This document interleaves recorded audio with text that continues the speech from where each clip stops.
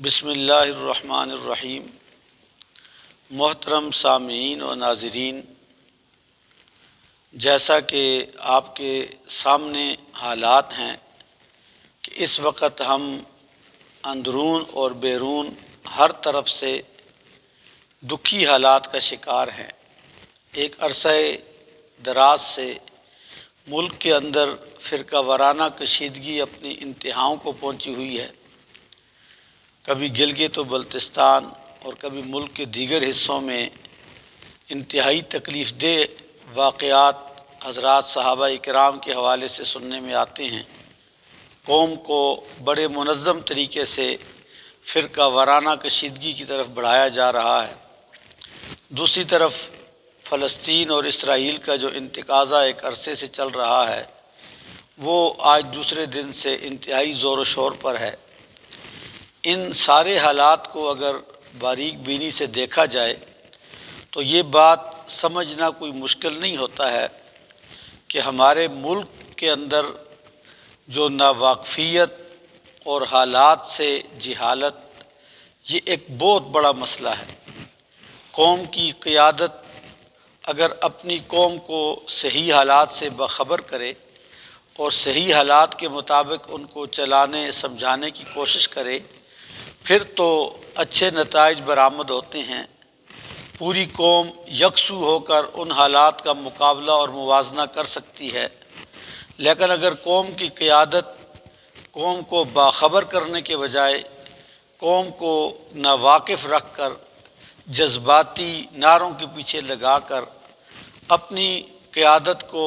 اپنے اغراض و مقاصد کے لیے استعمال کرنے کا تہیہ کر لے تو پھر اسی طرح کے حالات سامنے آتے ہیں جو ہماری ملک اور قوم کو درپیش ہیں۔ اس وقت بدقسمتی سے مسئلہ فرقہ وارانہ نوعیت کا ہو یا فلسطین اور اسرائیل کے حوالے سے ہو، ہماری قوم کا 90% سے زیادہ طبقہ ان واقعات کے اصل حقائق سے ناواقف ہے۔ انہیں معلوم نہیں کہ ہم جس دنیا کے اندر رہ رہے ہیں یہ کوئی ایسی دنیا نہیں ہے کہ جس میں ہم دنیا سے الگ تھلگ ہو کر اپنے اپنے مسلک یا اپنے اپنے مکتبہ فکر یا اپنی اپنی جغرافیائی حدود کے اندر اسی تناظر میں مسئلے کو دیکھیں، سمجھیں اور حل کر لیں گے۔ ہمیں تمام مسائل کو حل کرنے کے لیے اس دنیا کو سمجھنا ہوگا جس دنیا کے اندر ہم رہ رہے ہیں۔ فرقہ وارانہ کشیدگی بھی اس وقت دنیا میں کچھ طاقتوں اور قوتوں کی ضرورت ہے۔ مذہب سے وابستہ افراد دنیا کے اندر ایک بڑی تعداد کے اندر پائے جاتے ہیں۔ اگر پوری دنیا کی آبادی کا حساب لگایا جائے تو پتہ چلتا ہے کہ پوری دنیا کے اندر 80% سے زیادہ افراد کسی نہ کسی سماوی مذہب پہ یقین رکھتے ہیں، وحی الہی کے اوپر یقین رکھتے ہیں۔ ان کے آپس میں جو تھوڑے بہت اختلافات ہوتے ہیں ان کے ہوتے ہوئے بھی وہ آپس میں مل کے رہ سکتے ہیں، لیکن بدقسمتی سے پوری دنیا کے اوپر جو برسر اقتدار طبقہ ہے وہ کسی بھی سماوی مذہب کے اوپر دل و جان سے یقین نہیں رکھتا۔ وہ ملحد اور دہریہ قسم کا طبقہ ہے اور وہ وحی کے اوپر کوئی اعتماد نہیں رکھتا، تو وہ اہل مذاہب کو آپس میں لڑا بڑھا کر ان سے اپنے مقاصد حاصل کرنے کی کوشش کرتا رہتا ہے اور ان کے اوپر اپنی حکمرانی کو باقی رکھنے کی کوشش اور کاوش میں مصروف ہے۔ یہی وجہ ہے کہ مذاہب کو آپس میں لڑایا جاتا ہے، مذاہب کے اندر جو مسالک ہیں ان کو آپس میں لڑایا جاتا ہے،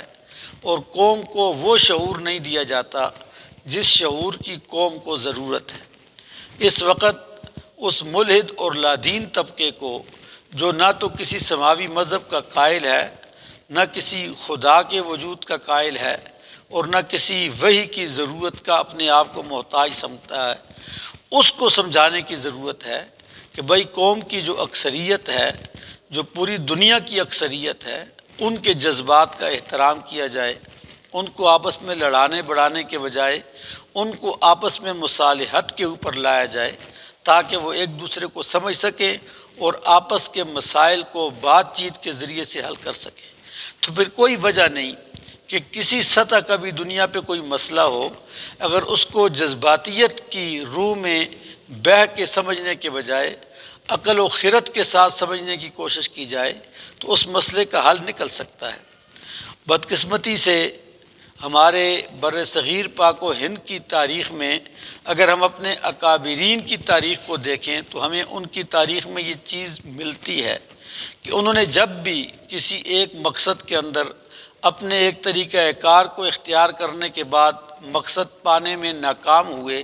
تو انہوں نے ایک دم اپنا طریقہ کار تبدیل کیا اور دوسری طرح سے اس مقصد کو حاصل کرنے کی کوشش کی۔ بر صغیر پاک و ہند کا سب سے بڑا نام حضرت شاہ ولی اللہ محدث دہلوی رحمۃ اللہ علیہ تھے، جنہوں نے بہت پہلے اس بات کو سمجھ لیا تھا کہ وہ جو خلافت کا ایک امت مسلمہ کے اوپر پردہ پڑا ہوا ہے، اب وہ پردہ چاک ہونے کو ہے اور عوام کو دین کے ان مسائل سے واقف کرانا ضروری ہے جو پہلے امت کے کچھ خواص ہی سمجھتے تھے۔ تو حضرت شاہ صاحب اور ان کے خانوادہ نے قرآن و حدیث کو عام طبقے تک پہنچانے کے لیے مدرسہ رحیمیہ کی بنیاد رکھی۔ حضرت شاہ صاحب نے اس مدرسے کو بہت عرصے تک چلایا۔ اسی کے نتیجے میں بعد میں حضرت مولانا قاسم نانوتوی اور ان کے ساتھیوں نے جب 1857 کی جنگ آزادی میں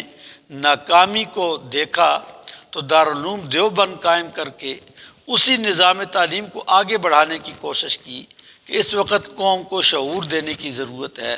قوم کو تعلیم دینے کی ضرورت ہے۔ بغیر علم و آگاہی کے کوئی قوم کسی تحریک کو کامیاب نہیں کر سکتی۔ اس کے بعد جب حضرت شیخ الہند رحمۃ اللہ علیہ نے انہی اساتذہ سے جو سبق پڑھا تھا، اس کے نتیجے میں جو تحریک چلائی اور تحریک ریشمی رومال کا جو عنوان تھا، جب وہ تحریک ناکام ہوئی تو انہوں نے بھی جو اپنی زندگی کے آخر میں آ کر جس لائن کو اختیار کیا تو عملی طور پر وہ علی گڑھ یونیورسٹی تشریف لے گئے، جامعہ ملیہ کا افتتاح کیا اور قوم کو قرآن مجید کے قریب کر کے باہم اختلافات کو بلانے کی تلقین کرتے رہے۔ ان کے شاگردوں نے اسی کے اوپر کام کیا۔ حضرت شیخ الہند کے شاگردوں کی اگر آپ فہرست مرتب کریں تو ان کی کتابوں کو آپ دیکھیں تو وہ حضرت شاہ ولی اللہ رحمۃ اللہ علیہ کے حوالوں سے بھرپور ملیں گی اور اپنے زمانے کی جو ضرورت تھی اس اسلوب کے مطابق انہوں نے شاہ صاحب کے علوم و افکار کو سمجھایا ہے۔ اب اس وقت ان علوم و افکار کو مزید آگے پہنچانے کی ضرورت ہے کہ ہم یہ جو دینی اور عصری تعلیم کے تفرقے میں پڑے ہوئے ہیں، مسالک کے لحاظ سے اپنے اپنے نصاب کو لے کر اس طریقے سے اس کو پڑھا رہے ہیں کہ دوسرے نصاب کے مد مقابل اس کو لا کے کھڑا کر دیتے ہیں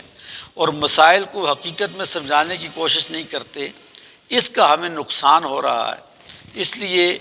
ہماری اپنے سامعین سے، ناظرین سے یہ گزارش ہے کہ یہ وقت جذباتی نعروں کے اندر بہہ جانے کا نہیں، بلکہ حالات کو صحیح طریقے سے سمجھ کر اور تہ تک باریکی کے ساتھ سمجھ کر کسی بھی رائے کو اختیار کرنے کا اور قوم کو وحدت اختیار کرنے کا اور آپس میں یکجان ہونے کا وقت ہے۔ اللہ رب العزت ہمیں ان حالات کے اندر اتفاق و اتحاد کی دولت نصیب فرمائے۔